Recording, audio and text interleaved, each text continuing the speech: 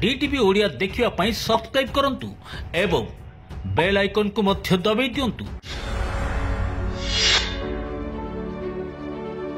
जय जगन्नाथ। मु ज्योतिर्विद डॉक्टर भवानी शंकर महापात्र आपण मानकु भाग्य दर्पण कार्यक्रम को स्वागत जनाउछि। दर्शक बंधु, अनेक समय आम देखि थाउ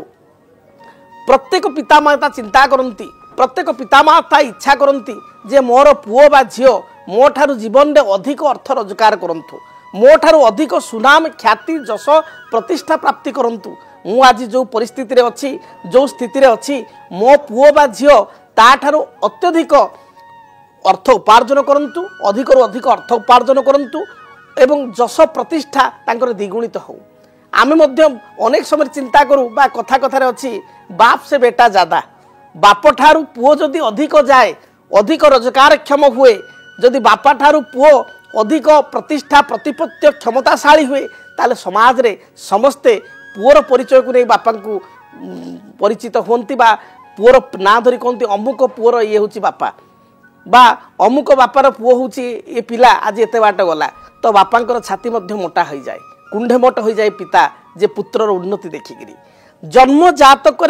किछिटी ग्रह स्थिति आपन को कहूची, जदि से ग्रह स्थिति आपण जातक रही आपण जन्म कुंडली रे से ग्रह स्थिति आपण मैच करके देखंतु, जदि से ग्रह स्थिति अच्छी ताहले आपण पितांक ठारू अधिक क्षमताशाली प्रतिपत्तिशाली धनशाली होई परिबे। गोटे छोटिया उदाहरण आपन को देबी। आपण को जन्म जातक रे जदि शुक्र कर्कट राशि रे, शुक्र जदि मकर राशि रे अच्छी, आपण जेकोसी लग्न रे जन्म ग्रहण करंतु, आपणकर जेकोसी राशि हो, जेकोसी नक्षत्र हो, खाली गोटे जिनस देखिए शुक्र जोठी जातक रे सु लिखाई थिबो किंबा शुक्र बोली क्लियर लिखाई थिबो, शुक्र कर्कट रे किंबा आपणकर मकर रही, ताहले आपण जानिए पितांक ठारू आपण भविष्यत को संघर्ष करी निज बाहुबल रे बापांक ठारू टंकाटिए न आनी, परिवार लोकों ठारू टंकाटिए न आनी, आपण यथेष्ट क्षमता अर्थ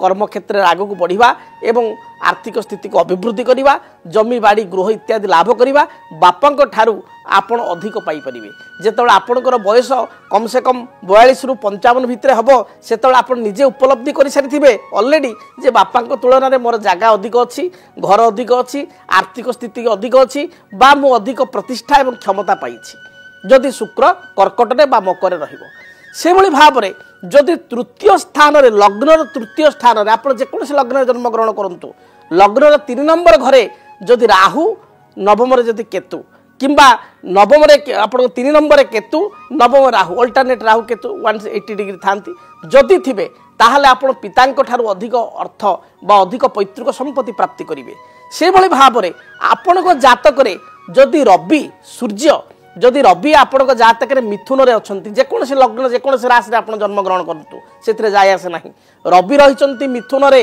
रवि रहिचंती कोदंड अर्थात धनु रे, जदि मिथुन रवि किंबा धनु राशि रे रवि रहिचंती, ताहले मध्य आपण पितांक ठारू अधिक अर्थ उपार्जन करिवे, संघर्ष करी जीवन रे आगक बढ़िवे। से भली भाव रे जदि आपण को जातक रे शनि कुंभ राशि रे रहिचंती, शनि ग्रह कुंभ रे अछंती, शनि कुंभस्य दुर्लभा बोली कहा जाए, जदि कुंभरे शनि रही ताहले मध्य आपण पैतृक संपत्ति ठारू अधिक संपत्ति प्राप्ति करिवे, अधिक जमी बाड़ी गृह इत्यादि प्राप्ति करिवे, पैतृक संपत्ति को ग्रहण करिवे नाही एवं निज बाहुबल रे जीरो रु माइनस रु आपण संघर्ष करी निजर लक्ष्य स्थल रे पहुंची पारिबे एवं आपणकर लक्ष्य साधना को देखी, आपणकर आर्थिक स्थिति, आपणकर क्षमता प्रतिष्ठा को देखी पितामाता गर्व करिवे। जदि आपणक जीवन रे व्यक्तिगत पारिवारिक समस्या, कर्मक्षेत्र नियुक्ति, वैवाहिक समस्या, वास्तु दोष एवं माली मकदमा आदि समस्या थाए, ताहेले समस्यार समाधान और परामर्श पाई आमकु जोगाजोग करंतु। ज्योतिर्विद doctor Bhabani Shankar Mahapatra, Budheswari colony, plot number 26, Bhubaneswar.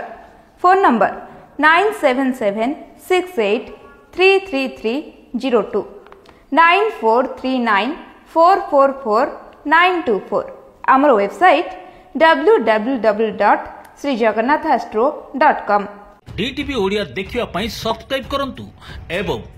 Bell icon को मध्य दबाई दियंतु।